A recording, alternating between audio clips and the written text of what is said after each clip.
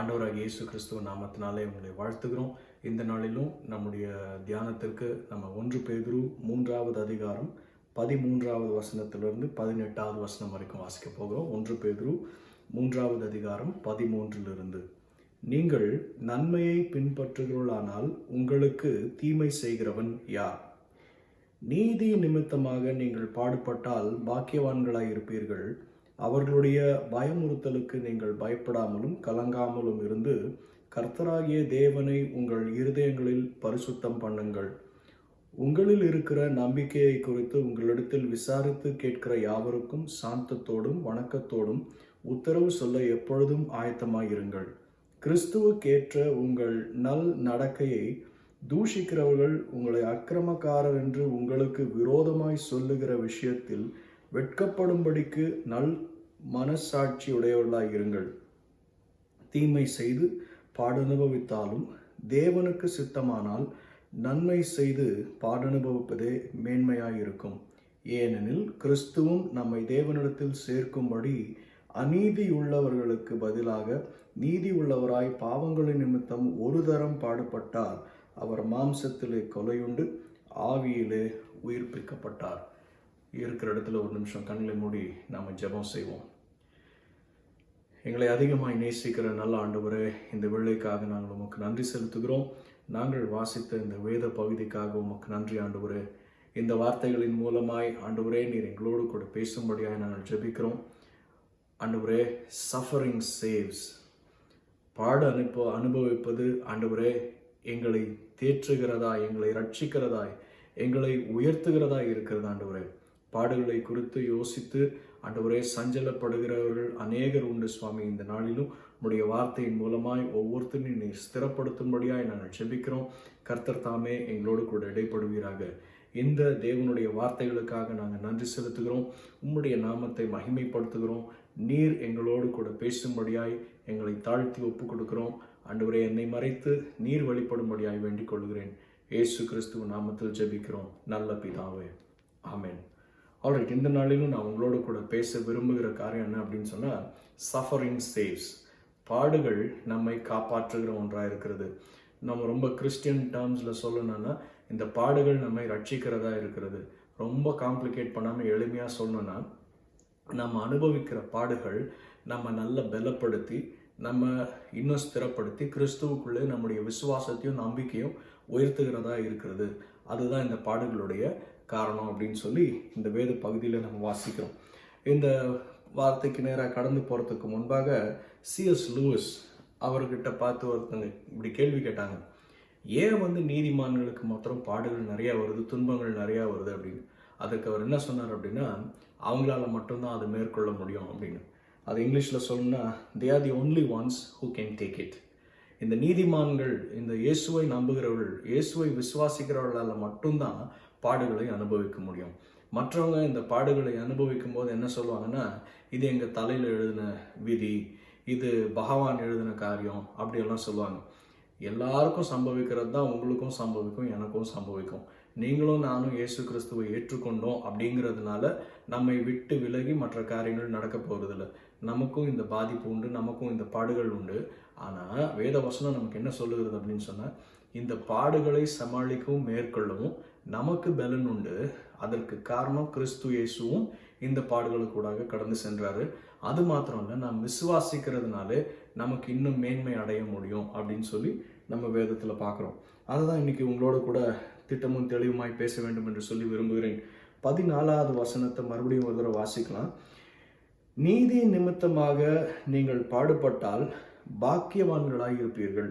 அப்போ இங்கிலீஷில் எப்படி போட்டிருக்கு அப்படின்னா, but even if you should suffer for what is right, you are blessed.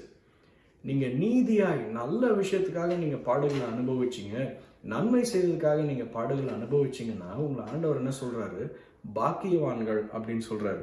அது மாத்திரம் இல்லை, அவர்களுடைய பயமுறுத்தலுக்கு நீங்கள் பயப்படாமலும் கலங்காமலும் இருந்து. அப்படின்னா இந்த உலகத்தார் என்ன செய்ய போகிறாங்க, நீங்கள் இயேசுவை நம்பி இந்த பாடுகளுக்குள்ளாக போகும்போது உங்களை பார்த்து கிண்டல் பண்ணி கேலி பண்ணி உங்களை கலாட்டா பண்ணுறதுக்கு ஆயத்தமாக இருப்பாங்க. அவங்கள பார்த்து நீங்கள் என்ன பண்ணாதீங்க, பயப்படாதீங்க, டென்ஷன் ஆகாதீங்க அப்படின்னு வேதம் சொல்லுது. சரி, உங்களுக்கு வேகமாய் சில காரியங்களை நான் சொல்ல விரும்புகிறேன். when suffering, பாடுகளை அனுபவிக்கும் போது நாம் என்ன செய்யணும்? 15வது வசனத்தை வாசிக்கலாம். கர்த்தராகிய தேவனை உங்கள் இருதயங்களில் பரிசுத்தம் பண்ணுங்கள். அதை இங்கிலீஷில் நம்ம வாசிப்போம் அப்படின்னு சொன்னால், worship Christ as the Lord of your life. பாடுகள் வரும்போதும் நீங்கள் என்ன செய்யணுமா? இயேசு கிறிஸ்துவை உங்களுடைய இரட்சகராக நீங்கள் அப்பொழுதும் அவரை ஆராதிக்க வேண்டும். சில பேர் நம்ம என்ன செய்கிறோம் அப்படின்னா, பாடுகள் வந்தோன்னே இந்த இயேசு எங்கே போனாருன்னு தெரியல, இந்த இயேசுவானவருக்கு கண் இருக்கான்னு தெரியல, இந்த இயேசுவானவருக்கு நான் படுற கஷ்டங்களை பார்க்குறாரான்னு தெரியல, நான் மட்டும் கஷ்டப்பட்டுக்கிட்டே இருக்கேன். நீங்கள் சங்கீதம் 73 வாசிச்சிங்கன்னா தெரியும், நீதிமான்கள் ரொம்ப துன்பப்படுகிறாங்க, அவங்களுக்கு நிறைய கஷ்டங்கள் வருது, பாடுகள் வருது, இப்படி நம்ம வாசிக்கிட்டே போவோம். அதுக்கப்புறம் சங்கீதக்காரன் சொல்லும்போது சொல்கிறான், இந்த துன்மார்க்கர்கள்லாம் செழிப்பாக இருக்கிறாங்க, அவனுக்கு மரணத்தை பற்றி பயம் இல்லை, அவன் என்ன செய்தாலும் அவனுக்கு செழிக்குது அப்படின்னு சொல்லி நிறைய காரியங்கள் இந்த துன்மார்க்கன் பேசுகிறதை வேதத்தில் நம்ம பார்க்குறோம். அது மாத்திரம் இல்லாமல் அவன் நீதிமான்களை பார்த்து பண்ணுற சேலஞ்ச் என்ன அப்படின்னு சொன்னால், உன் தேவன் உயிரோடு தான் இருக்கிறாரா, அவர் உன்னை பார்க்குறாரா, நீ அவரை நம்பி இருக்கிற உனக்கு இவ்வளோ கஷ்டம் வருது அப்படின்னு சொல்லி நிறைய கேள்விகள் கேட்கலாம். ஆனால் கடைசியாக அந்த அதிகாரத்தில் முடிக்கிறப்போ நீங்கள் என்ன பார்ப்பீங்க அப்படின்னு சொன்னால், சங்கீதக்காரன் சொல்லுகிறாரு, இப்படியெல்லாம் நான் கேட்டு பாடுவதாலும் நான் தேவாலயத்துக்கு போகும்போது என்னவென்று சொல்லி நான் அறிந்து கொண்டேன். ஸோ வர்ஷிப், எத்தனை பாடுகள் எத்தனை போராட்டங்கள் வந்தாலும் முக்கியமான விஷயம் என்ன அப்படின்னு சொன்னால், you have to worship the lord your god. இந்த சஃபரிங்க்கு நடுவுலையும் இந்த பாடுகளுக்கு நடுவுலையும் தேவனை ஆராதிக்கிறதை, தேவனை துதிக்கிறதை, தேவனை மகிமைப்படுத்துகிறதை விட்டு விடக்கூடாது. ஆனால் நம்முடைய சூழ்நிலைகள் தேவன் மேலே இருக்கிற நம்பிக்கை அசைக்கத்தக்கதாக ஏற்பட்டாலும், நம்ம கேள்விப்படுகிற செய்திகள் அசைக்கப்படுகிற விதமாக இருந்தாலும், நீங்களும் நானும் ஆராதிக்கிற தேவன் உண்மையுள்ளவர், அதை அறிந்து கொண்டு அவரை ஆராதிப்பதை நாம் விட்டு விடக்கூடாது. அதுதான் முதல் விஷயம். when you are suffering, you worship Christ as the Lord. நீங்கள் பாடுகளை அனுபவிக்கும் போது கிறிஸ்து இயேசுவை நீங்கள் ஆராதனை செய்யுங்கள். இரண்டாவது விஷயம், witness to people the reason for your hope. நீங்கள் இந்த பாடுகளுக்குள்ளே கடந்து போகும்போது நீங்கள் இன்னொன்று செய்ய வேண்டிய காரணம் என்ன? உங்கள் நம்பிக்கையை குறித்து மக்களோடு கூட பேசுங்கள். அதே 15வது வசனத்தில் வாசிக்கிறோம், உங்களில் இருக்கிற நம்பிக்கையை குறித்து உங்களிடத்தில் விசாரித்து கேட்கிற யாவருக்கும் சாந்தத்தோடும் வணக்கத்தோடும் உத்தரவு சொல்ல எப்பொழுதும் ஆயத்தமாயிருங்கள். அப்போ உங்ககிட்ட கேட்குறவங்க உங்கள் நம்பிக்கை எப்படி இந்த சூழ்நிலையில் நம்பிக்கை இருக்குது அப்படின்னு யதார்த்தமாக பாசிட்டிவாக கேட்குறவங்களும் இருப்பாங்க. இவ்வளோ சூழ்நிலையில் இந்த இயேசு உங்களுக்கு தேவைதானா அப்படின்னு கிண்டலாக திமிராக கேட்குறவங்களும் இருப்பாங்க. எந்த விதமாக கேட்டாலும் நீங்களும் நானும் என்ன செய்யணுமா? இவர்களுக்கு சாட்சி சொல்லத்தக்கதாக நம்முடைய பதிலை சாந்தத்தோடும் வணக்கத்தோடும் உத்தரவு சொல்ல வேண்டும் அப்படின்னு சொல்லி வேதத்தில் போட்டிருக்கு. You and I need to witness to people the reason for our hope.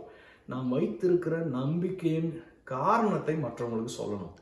ஏன் இந்த இயேசுவை நான் நம்புகிறேன், இப்போ தான் கஷ்டத்துக்குள்ளே போகிறேன், இதுக்கு முன்னாடி கர்த்தர் கஷ்டத்தெல்லாம் தூக்கி நிறுத்தினவர், இனி இந்த பாடுகளையும் என்ன செய்வார், இதுலேருந்து என்னை மேற்கொள்ள உதவி செய்வார் சொல்லணும். நம்ம அனுபவித்தவைகளை ஒரு நிமிஷமாய் யோசித்து பார்க்கணும். அப்போ ஆண்டவர் செய்த நன்மைகளை மறந்து போவோமானால் நிச்சயமாக நம்ம என்ன செய்ய முடியாது? நம்பிக்கை இல்லாதவர்களாக தான் இருக்க முடியும். ஆனால் வேத வசனம் நமக்கு சொல்லுகிற விதமாய் நாம் கிறிஸ்து இயேசுவிலே நம்பிக்கை வைத்திருப்போமானால் நம்ம என்ன செய்யப்பட போகிறதில்ல, நம்ம ஏமாற்றப்பட போகிறதில்ல. ரோமரில் நம்ம வாசிக்கிறோம், hope does not disappoint. நம்பிக்கை நம்ம என்ன செய்யாது? ஏமாற்றி விடாது. ஆனால் நீங்களும் நானும் யோசிக்க வேண்டிய முக்கியமான விஷயம் என்ன அப்படின்னு சொன்னால், நான் எதை நம்புகிறேன் என்று சொல்லி அந்த நம்பிக்கையை குறித்ததான சாட்சியை மற்றவர்களோடு கூட ஷேர் பண்ணணும், மற்றவர்களோடு கூட பகிர்ந்து கொள்ளணும். நான் பாட அனுபவிக்கும் போது செய்யக்கூடிய முக்கியமான காரியம் என்ன? முதலாவது நான் தேவனை ஆராதிக்க வேண்டும். கஷ்டங்கள் வந்தாலும், துன்பங்கள் வந்தாலும், தொல்லைகள் வந்தாலும், போராட்டங்கள் வந்தாலும் நான் இயேசுவை ஆராதிக்கிறது, தொழுது கொள்கிறது என்ன செய்ய போகிறதுல விட போகிறதே கிடையாது.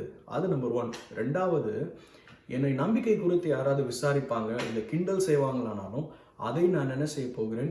உண்மையாய் என்னுடைய சாட்சியை மற்றவர்களோடு கூட சொல்ல போகிறேன். நான் என்ன காரணத்துக்காக இந்த இயேசுவை நம்புகிறேன் என்று சொல்லி அவங்களுக்கு திட்டமும் தெளிவுமாய் நான் சொல்ல போகிறேன் என்பது தான் நம்முடைய இரண்டாவது காரியம்.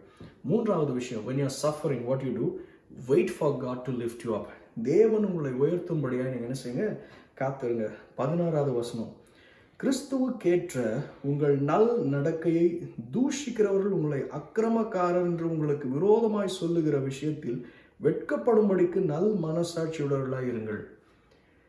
நீங்க செய்கிற நல்ல கிரியைகளை பார்த்து உங்களை பார்த்து அவதூறு பேசுறாங்கல்ல, அவங்க கூட வெட்கப்பட்டு, ஐயோ இவங்களை நான் தப்பா பேசிட்டேன், நான் பேசின மாதிரி ஆள் இவங்க இல்லை, உண்மையாகவே நல்லவர்கள் அப்படின்னு சொல்லி நமக்கு விரோதமாய் பேசின நாவுகளை ஆண்டவர் திருப்பத்தக்கதாக நீங்களும் நானும் என்ன பண்ணோம், ஆண்டவருடைய பாதத்தில் அமைதியாக காத்திருக்கணும். ஸோ ரொம்ப கஷ்டமான காரியம் இல்லையா? இப்படி ஈஸியாக ஞாபகம் வச்சுக்கணும்னா WWW அப்படி வச்சுக்கோங்களேன். முதல்ல என்ன பண்ணோம், worship the Lord. When you're suffering, just worship the Lord. When you're suffering, witness about your hope of the Lord. நீங்கள் தேவன் மீது வைத்திருக்கிற நம்பிக்கை குறித்து சாட்சி சொல்லுங்கள். மூணாவது, wait for God. ஆண்டவருக்காக காத்துருங்க. நீங்கள் சொல்லாதீங்க, ஆண்டவரே நான் கஷ்டத்தை அனுபவிச்சுக்கிட்டே இருக்கேனே, எனக்கு எப்போ விடுதலை? நீங்கள் எத்தனை கஷ்டத்தை அனுபவித்தாலும் உங்களுக்கு நிச்சயமாய் விடுதலை உண்டு. அந்த நாள் வர்ற வரைக்கும் பொறுமையாக இருங்க. உங்களுக்கு விரோதமாய் பேசினவர்கள், உங்களுக்கு விரோதமாய் எழும்பினவர்கள் எத்தனை பேர் வந்தாலும் அத்தனை பேருக்கும் முன்பாக ஆண்டவர் நிச்சயமாய் உங்களை உயர்த்தி உங்களை மேன்மைப்படுத்தி அவருடைய நாமத்திற்கு மகிமையை சேர்த்து கொள்வார்.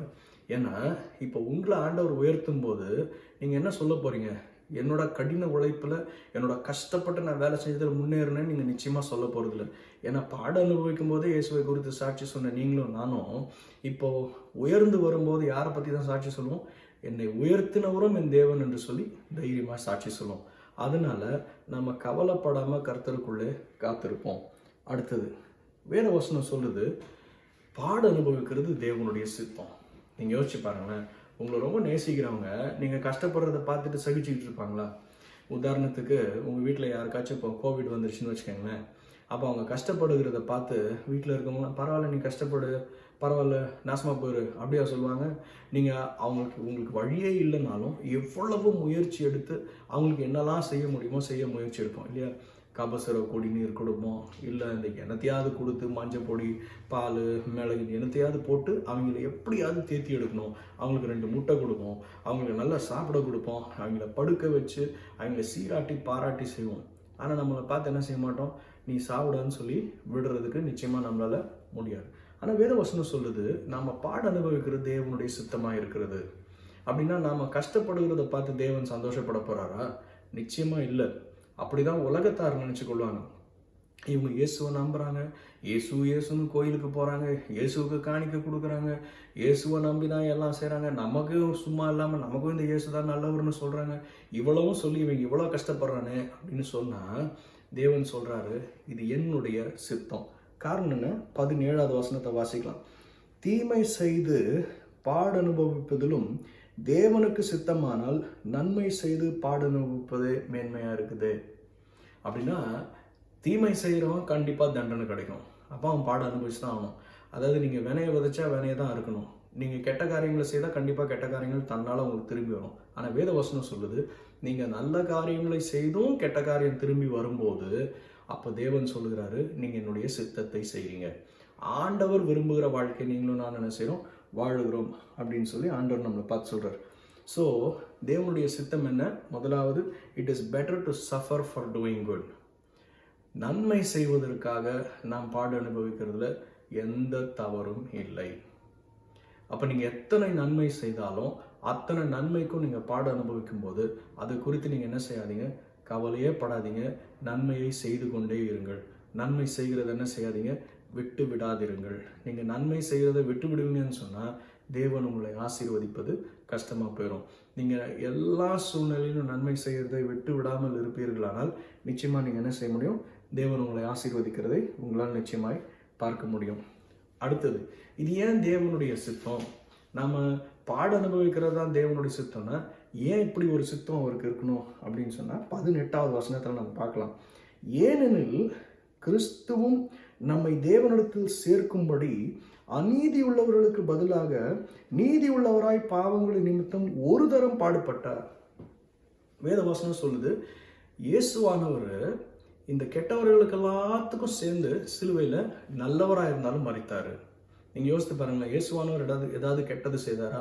நீங்கள் அவருடைய வரலாறு வாசிச்சிங்கன்னா காஸ்பல்ஸில் மத்தேயு, மார்க்கு, யோவான், லூக்கா இவைகளை நீங்கள் வாசிச்சிங்கன்னா இயேசுவானவர் நன்மை செய்து சுற்றி தெரிந்தவராக இருந்தாருன்னு தான் வாசிக்கிறோமே தவிர இயேசுவானவர் யாருக்கோ தீமை செய்தார்னு நம்மளால் எங்கேயுமே வாசிக்க முடியல. ரொம்ப உச்சகட்டமாக நம்ம யோசிக்கணும்னா, ஒரு ஸ்திரியை கையும் களவுமா அவங்க விபச்சாரத்தில் பிடிக்கிறாங்க. பிடிச்சு ஊரே சொல்லுது, இந்த அம்மாவை நாங்கள் வெற்றிகரமாக பிடிச்சிட்டோம், இப்போ மோசே சட்ட ஒழுங்கு சொல்கிற பிரகாரம் இந்த அம்மாவை கல் அடித்து கொள்றதை தவிர ஒரு வழியே இல்லைன்னு முடிவுக்கு வந்துட்டாங்க. அப்போது இயேசுவானவர் அவங்க பார்த்தவொன்னு சொல்ல, சட்டம் சொல்கிறது உண்மைதான், மோசையோடைய சட்டம் சொன்னது கரெக்ட் தான், ஆனாலும் இதில் கீழே குனிஞ்சு எழுத ஆரம்பிச்சுட்டு ஒரு நிமிஷம் எழும்பி பார்த்து அவங்க சொன்னார், பாவம் இல்லாத ஃபஸ்ட்டு ஆள் ஒரு கல்லை தூக்கி போட்டு போங்க, அப்புறம் லைனாக ஒருத்தராக போடுங்கன்னாரு. யாராவது இருந்தாங்கன்னு நினைக்கிறீங்களா?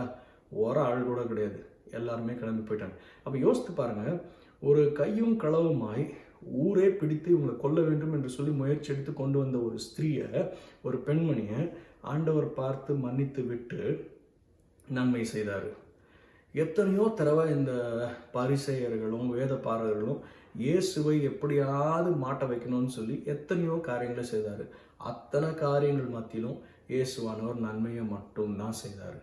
அப்போ நமக்கு உதாரணம் யாரு? அப்போ நாம நன்மை செய்ய வேண்டியதற்கு நமக்கு முன் உதாரணமாய் நமக்கு இந்த வழியை பின்பற்றினவர் யாரு அப்படின்னு சொன்ன இயேசு கிறிஸ்து. நீங்கள் யோசித்து பாருங்க, நிறைய நேரம் உங்களுக்கு ஃபோன் கால்ஸ் வரும். என்ன கால் அப்படின்னா, இந்த மாதிரி நீங்கள் வேலை செய்கிறீங்களா, உங்களுக்கு நாங்கள் லோன் தர விரும்புகிறோம், நீங்கள் கிரெடிட் கார்டு வாங்கிக்கோங்க அப்படிலாம் சொல்லி. அப்போ ஒரு முறை எனக்கு ஞாபகம் இருக்குது, நான் ஒரு பேங்க்குக்கு நான் போயிருக்கேன். பேங்க்குக்கு போயிருந்தப்போ அங்கே இருக்கிற ஒரு எக்ஸிக்யூட்டிவ் ஒருத்தர் சொன்னார், சார் உங்களுக்கு நிச்சயமாக எளிமையாக லோன் கிடைக்கும், ஒரு 2 lakhs வரைக்கும் உங்களுக்கு பர்சனல் லோன் கிடைக்கும், நீங்கள் வாங்கிக்கலாம், ரொம்ப சிம்பிள் ப்ரொசீஜர் தான், நீங்கள் வேலை செய்கிறீங்களா, உங்களுக்கு மந்த்லி சேலரி இருக்கான்னு கேட்டார். ஆமாங்க நான் வேலை செய்கிறேன், மந்த்லி சேலரி இருக்குது அப்படின்னு சொன்னார். சொல்லிட்டு அவர் சொன்னார், நீங்கள் இந்த ஃபார்ம்ஸ்லாம் கையெழுத்து போட்டு கொஞ்சம் டாக்குமெண்ட்ஸ் வெரிஃபிகேஷன்லாம் இருக்குது, முடிஞ்சுன்னா உங்களுக்கு 2 லட்ச ரூபாய் பர்சனல் லோன் கொடுத்துருவோம். அப்போ என்னுடைய ஃபஸ்ட்டு கேள்வி, நான் லோன் எடுக்கிறது பிரச்சனை இல்லை, இந்த லோனை நீங்கள் எடுத்தீங்களா அப்படின்னு நான் கேட்டேன். அதுக்கு அவர் சொன்னார், இல்லை நான் எடுக்கலை. அப்போ கேட்டேன், நீங்கள் அனுபவிக்காத, நீங்கள் எடுத்து பயன்படுத்தாத ஒரு விஷயத்த என்ன எடுத்து பயன்படுத்த சொல்கிறீங்களே, அதில் என்ன விஷயம், அதில் என்ன லாபம் அப்படின்னு கேட்டேன். இல்லை அப்படி கிடையாது, எங்களுக்கெல்லாம் கொடுக்க மாட்டாங்க. அது எப்படியா, உள்ள வேலை செய்கிற உனக்கு நம்பி அவன் லோன் கொடுக்கலன்னா என்ன நம்பி அவன் எப்படி லோன் கொடுப்பான்? நீ அனுபவிக்காத ஒரு விஷயத்தை நீ எனக்கு விற்கணும்னு நினைக்கிறதும் நீ எனக்கு சொல்லணும்னு நினைக்கிறதும் ரொம்ப தவறு, எனக்கு வேண்டான்னு சொல்லி நான் கிளம்பி வந்துட்டேன். ஆனால் நீங்கள் பாட அனுபவிக்கணும்னு பேதுரு எழுதுறாருன்னா, இந்த பாடை முன்னாடி அனுபவித்து காண்பித்தது யாரு? இயேசு கிறிஸ்து.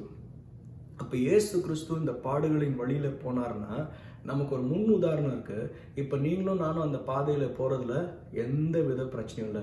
ஏன்னா வேத வசனம் சொல்லுது, இயேசுவானவர் பாடுகளை அனுபவித்து போனாலும் அவைகளிலிருந்து வெற்றி பெற்று எங்கே இருக்கிறாரா?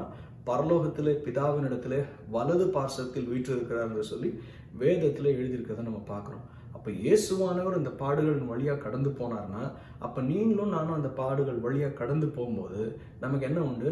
நிச்சயமான வெற்றி உண்டு. ஆனால் கொஞ்சம் பொறுமையாக காத்து தான் இருக்கணும், வேறு வழி இல்லை இல்லையா? அப்போ அந்த பாடுகளுக்குள்ளே நமக்கு போகிறதுக்கு முன்மாதிரியாக யார் இருந்தார்? இயேசுவானவர் இருந்தார். அதனால் நம்ம தைரியமாக கடந்து போகலாம். ஓகே, இந்த பாடுகள் நம்ம எப்படி ரட்சிக்கும், இந்த பாடுகள் நம்ம எப்படி காப்பாற்றுறோம் அப்படின்னா 18வது வசனம் வாசிக்கலாமா? 18வது வசனத்தில் என்ன போட்டிருப்பாங்க? ஏனெனில் கிறிஸ்துவும் நம்மை தேவனிடத்தில் சேர்க்கும்படி அநீதி உள்ளவர்களுக்கு பதிலாக நீதி உள்ளவராய் பாவங்களின் நிமித்தம் ஒரு தரம் பாடுபட்டார், அவர் மாம்சத்திலே கொலையுண்டு ஆவியிலே உயிர்ப்பிக்கப்பட்டார். அப்படின்னு என்னாச்சு? கிறிஸ்து இயேசு மரித்தது நிமித்தமாய் உங்களுக்கும் எனக்கும் என்ன உண்டு? நல்ல ஜீவன் உண்டு, நித்திய ஜீவன் உண்டு. நான் இயேசுவை விசுவாசித்து பாடுகளை அனுபவித்தால் எனக்கு என்ன உண்டு? நான் மரித்தாலும் தேவனோடு கூட சதா காலமும் உயிரோடு இருக்கிற எனக்கு நன்மை உண்டு. அப்போ அதுதான் ஒரு பிளஸிங். அப்போ கிறிஸ்துவின் பாடுகள் என்ன செய்துச்சு? நம்மை குப்பையிலிருந்தும் சேத்திலிருந்தும் தூக்கி எடுத்து கர்த்தரோடு நிலைக்க வைத்தது. இப்போ நம்முடைய பாடுகள் என்ன செய்யும்? 16வது வசனத்தை வாசிக்கலாம். கிறிஸ்துவுக்கேற்ற உங்கள் நல் நடக்கையை தூஷிக்கிறவர்கள் உங்களை அக்கிரமக்காரர் என்று உங்களுக்கு விரோதமாய் சொல்லுகிற விஷயத்தில் வெட்கப்படும்படிக்கு நல் சாட்சியுடையவர்களாக இருங்கள். அப்படின்னா என்ன அர்த்தம்? நீங்களும் நானும் இந்த பாடுகளை அனுபவித்தால், இந்த பாடுகளிலிருந்து நம்ம மேற்கொண்டு வெளியே வரும்போது யாரை மகிமைப்படுத்துவோம்? தேவனை மகிமைப்படுத்துவோம். நம்மளை பார்க்குறவன் சொல்லுவான், டேய் இவன் உண்மையாகவே ஆண்டவர் புள்ள தாண்டா, இவன் இவ்வளோ துன்புறுத்தினாலும் இவன் என்ன செய்யல, இந்த ஆண்டவரை தூசணமும் பண்ணல, அவரை விட்டு ஓடவும் இல்லை, பொறுமையாக இருந்து இந்த ஆண்டவர் நல்லவர் என்பதை அவன் வாழ்க்கையில் நிரூபித்து காமிச்சிட்டான். அப்போ 2 விஷயம் நடக்குது பாருங்க. பாடுகள் எதற்காக? இயேசு கிறிஸ்து பாடு அனுபவித்ததுனாலே, சிலுவையில மரித்ததுனாலே உங்களுக்கும் எனக்கும் நித்திய ஜீவன். இப்போ அந்த இயேசுவின் வழியை பின்பற்றி வந்து பாடுகளை அனுபவிக்கிற உங்களுக்கும் எனக்கும் நன்மை உண்டு. அதை தவிர நம்மை சுற்றி பார்க்கிற ஜனங்களுக்கு நம்ம என்ன செய்யறோம்? சாட்சி உள்ளவர்களாக இருக்கிறோம். அவங்க இயேசுவை கண்டுகொள்ள உதவியாக இருக்கும்.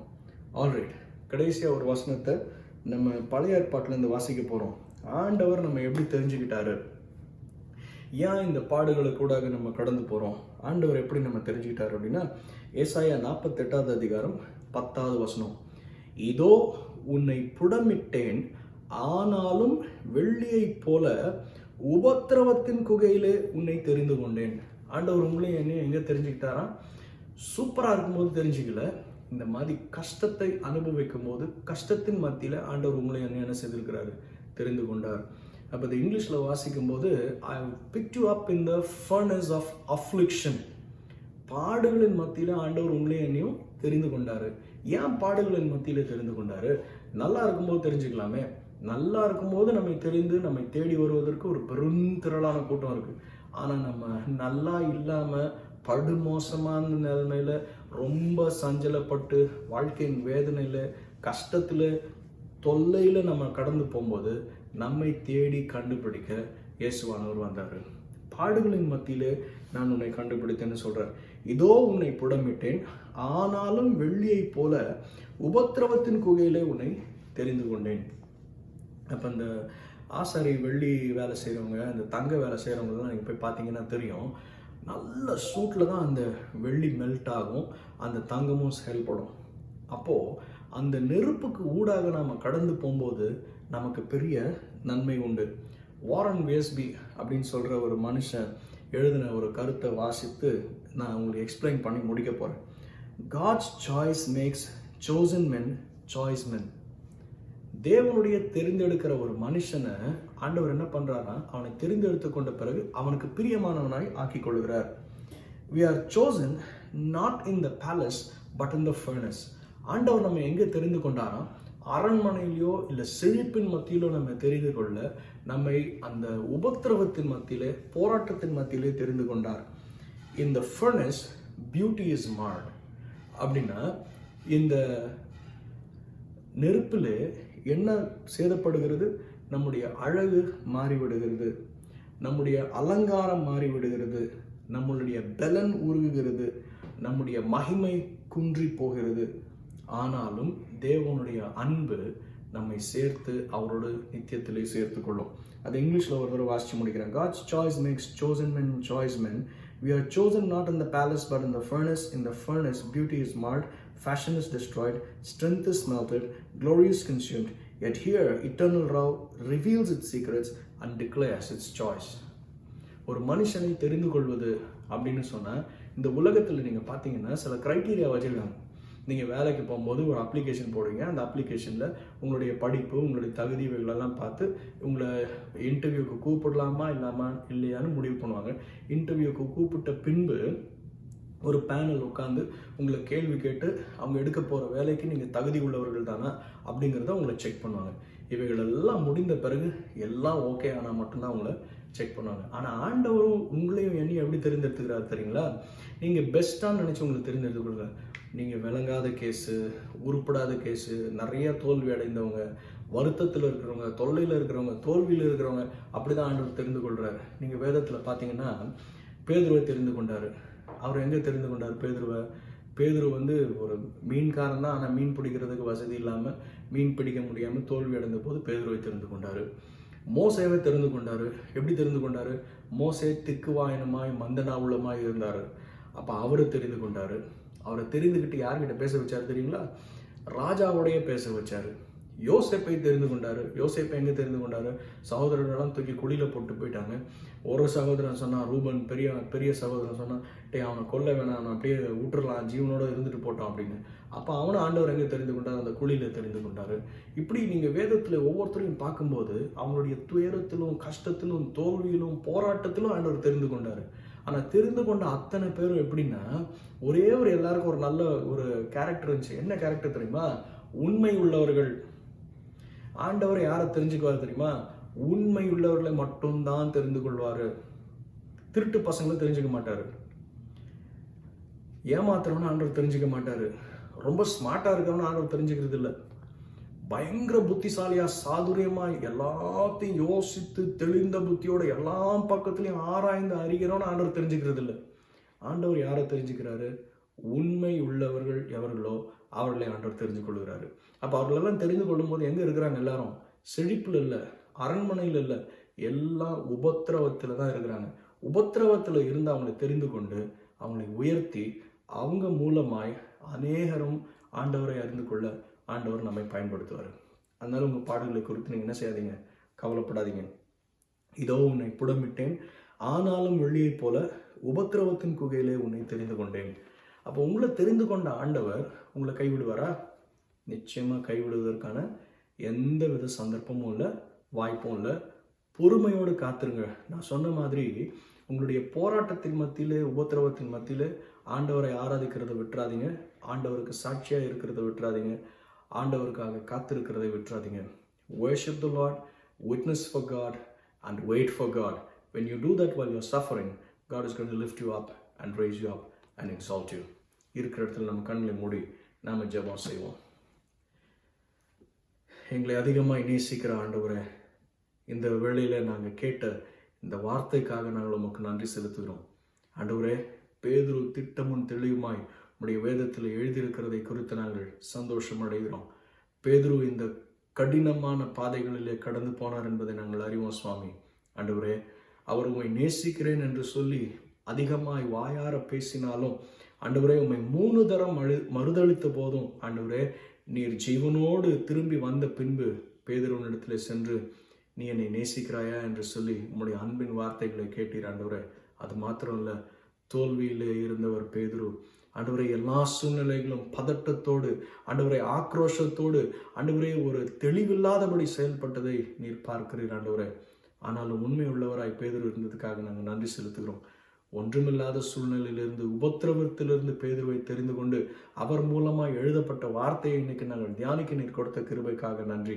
இப்பொழுது ஆண்டவரே, அநேக வித்தியாசமான உபத்திரவத்தில் இருக்கிறாங்க. அவங்களும் நீங்கள் ஆசீர்வதிங்க ஆண்டவரே. இப்பொழுதும் பிரத்யேகமாக உங்களுக்கு சரீர பலவீனம், இல்லை உங்களுடைய வேலையில் நஷ்டம், வேலை இல்லாமல் படுகிற பாடுகள் இருக்குமான ஒரு விஷயம் உற்சாகமாக உங்களுடைய வலது கரத்தை உயர்த்தி ஆண்டவரை பார்த்து சொல்லுங்கள். ஆண்டவரே, நான் உபத்திரவத்தில் இருக்கிறேன் சாமி, என் வேலை இல்லை ஆண்டவரே, என் சரீரத்தில் பலவீனம் ஆண்டவரே, நான் தொடுகிற காரியமெல்லாம் நஷ்டமாக போகிறது ஆண்டவரே, எனக்குன்னு வருகிற நன்மையான காரியங்கள் ஒன்று கூட வாய்க்காதபடி தட்டி கழித்து கொண்டே போகுது சுவாமி, ஏதோ தடைகள். இந்த வேளையில் கர்த்தர் நிச்சயமாய் உங்களை தொட்டு ஆசீர்வதிப்பார். தைரியமாய் ஆண்டவர் இடத்துல கேளுங்க. ஆண்டவர் சொல்றாரு, நீங்க உண்மை உள்ளவர்கள் என்பதனால உங்களை உபத்திரவத்தில் தெரிந்து கொண்டாரு. நீங்க ஞானம் உள்ளவர்களோ, இல்லை சாதுரியம் உள்ளவர்களோ, இல்லை ரொம்ப சமர்த்தானவர்களோ, இல்லை நீங்க பெரிய பிரில்லியன்ட்டோ இல்லை ஸ்மார்ட்டோ இல்லை, உலகமே உங்களை பார்த்து நீங்கள் வேஸ்ட்டுன்னு சொன்னாலும் ஆண்டவர் உங்களை தெரிந்து கொண்டதற்கு காரணம் என்ன தெரியுமா? நீங்கள் உண்மை உள்ளவர்கள். அந்த உண்மையான விஷயத்தை ஆண்டவர் விரும்புகிறார். உங்களுடைய உண்மைத்தனத்தை ஆண்டவர் விரும்புகிறார். உபத்திரவத்தின் மத்தியிலே உங்களை தெரிந்து கொண்ட ஆண்டவர் நிச்சயமாக இந்த உபத்திரவத்திலே உங்களை அமிழ்த்து போட மாட்டார். எப்படி கிறிஸ்து இயேசு பாடு அனுபவித்து சிலுவைக்கு சென்று எல்லா பாடுகளையும் அனுபவித்து 3வது நாள் வெற்றியோடு உயிரோடு எழும்பினாரோ, அதே போல நீங்கள் கடந்து போகிற எல்லா பாடுகள் ஊடாக கடந்து போனாலும் மெய்யாகவே நீங்கள் பலப்பட்டு எழும்புகிற காலம் உண்டு. அதற்காக காத்திருங்க. வேதவசனம் சொல்லுகிறது போல உம்மை தெரிந்து கொண்ட ஆண்டவர் உண்மை உள்ளவர். அவர் உங்களை வாளாக்காமல் தலையாக்குவார், கீழாக்காமல் உங்களை மேலாக்குவார். அதில் எந்தவித சந்தேகமும் இல்லை. விசுவாசத்தோடு நம்பிக்கையோடு உங்கள் உபத்திரவத்துக்கூடாக நீங்கள் கடந்து போங்க. உங்கள் உபத்திரவத்தில் ஆண்டவரை ஆராதிப்பதை விட்டு விடாதீங்க. உங்கள் உபத்திரவத்தில் ஆண்டவரை குறித்து சாட்சி கேட்பார்களானால் தைரியமாக சொல்லுங்க, நம்பிக்கை வீண் போகாது என்று சொல்லுங்க. அது மாத்திரம் இல்லை, நீங்கள் கர்த்தருக்காக காத்துருங்க. இந்த காரியங்களை நீங்கள் செய்யும்போது உங்களுடைய உபத்திரவம் நீங்கி கர்த்தர் உங்களை ஆசீர்வதித்து மேன்மைப்படுத்தி உயர்த்துவார் என்பதில் எந்தவித சந்தேகமும் இல்லை. கர்த்தர் நிச்சயமாய் உங்களை ஆசீர்வதிப்பார். ஆண்டவரே, இந்த வார்த்தையை கேட்ட ஒவ்வொருத்தரையும் நீர் ஆசீர்வதியும். அவருடைய சூழ்நிலைகள் ஆண்டவரே மேற்கொள்ள கிருபை தாரும். இந்த சூழ்நிலைகள் மத்தியினால் உண்மையுள்ளவர்கள் என்பதை ஆண்டவரே அவர்கள் தங்களுடைய வாழ்க்கையின் மூலமாய் நிரூபிக்க கர்த்தர் பலத்தையும் கிருபையும் தயவையும் தந்திரலும். உம்மை ஆராதித்து உமக்கு சாட்சியாய் ஆண்டவரை உமக்கு காத்திருக்கிறவர்களை நீர் ஏற்ற நேரத்தில் உயர்த்தும்படியாய் பிதா குமாரன் பரிசுத்த ஆவியாக திரியேக தேவனுடைய நாமத்தினாலே வாழ்த்தி ஆசீர்வதித்து அவளுக்கு விடுதலை சொல்லுகிறோம். இயேசு கிறிஸ்துவ நாமத்தில் ஜெபிக்கிறோம் நல்ல பிதாவே. ஆமேன், ஆமேன். நம் கர்த்தராகிய இயேசு கிறிஸ்துவுடைய கிருபையும் பிதாவாகிய தேவனுடைய அன்பும் பரிசுத்த ஆவியானுடைய ஐக்கியமும் நம் ஒவ்வொருவரோடும் இன்றும் என்றும் சதா காலங்கள் இருப்பதாக. ஆமேன், ஆமேன். Thank you. God bless you.